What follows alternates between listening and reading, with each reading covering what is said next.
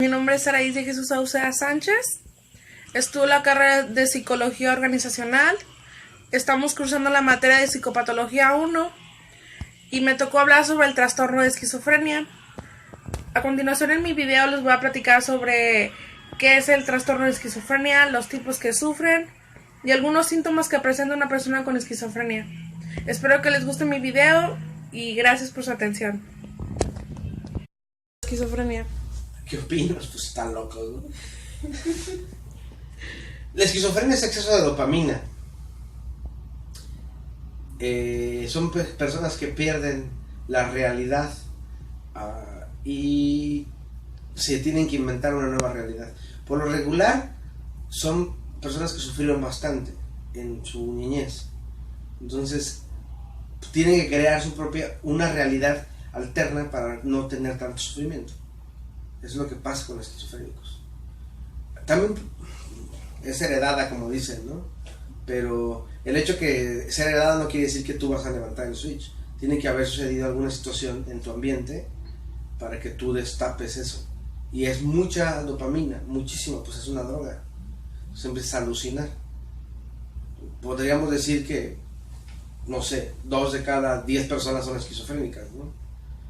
Ahí están los cristianos, piensan que Dios les habla y todo ese rollo. Eso es esquizofrenia, aunque no le llamen así. En revelación no, es esquizofrenia, así se llama. Entonces, ¿qué quieres saber más de esquizofrenia? Quiero saber, en la psiquiatría lo ven como que cambia mucho la conducta, o sea, la personalidad cuando una persona es esquizofrénica. Cuando un niño nace normal y luego pasa un detonante, cuando está adulto y empieza a delirar y empieza con la paranoia y empieza con las alucinaciones.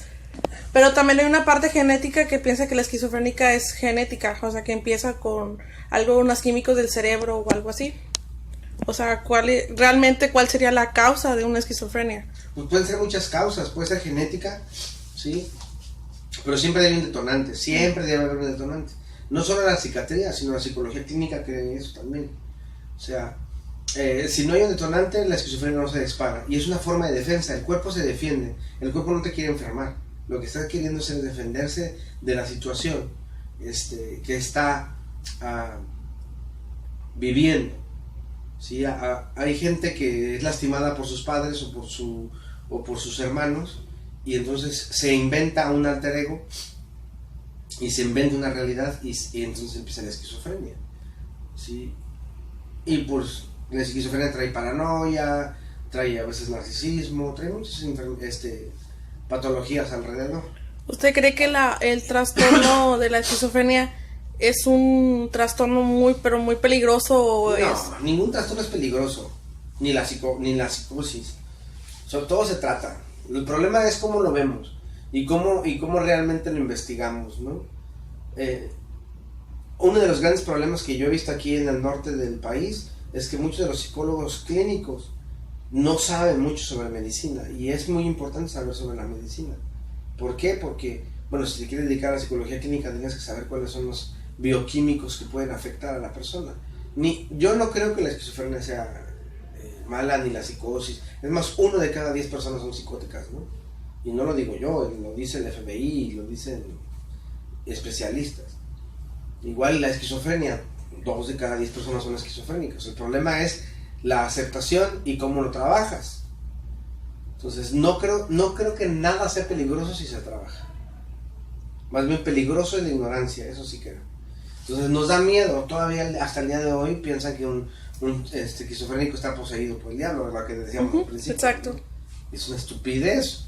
O sea, yo le decía a los muchachos, qué casualidad que el diablo nomás escoge a pura gente con IQ abajo de 140, o sea, puro normal y pendejo.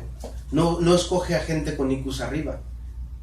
O sea, pues, ¿el diablo es menso o qué? Entonces, son cosas que la sociedad, como no puede controlarlas y no sabe cómo decirles, pues le mete ahí su cosecha.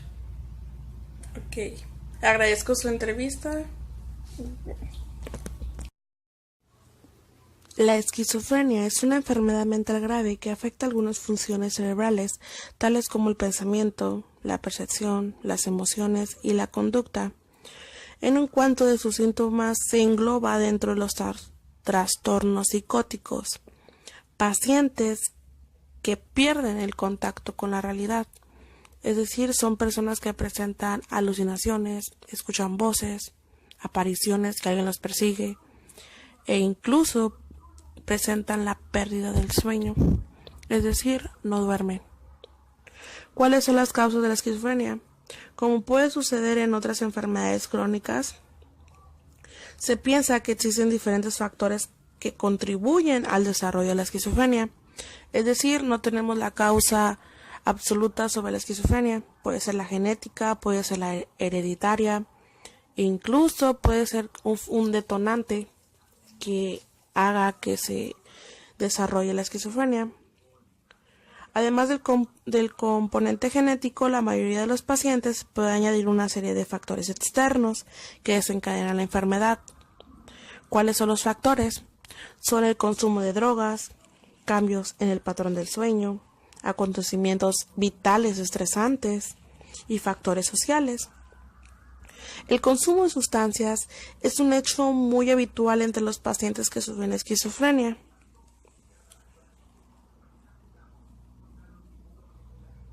Tipos de esquizofrenia.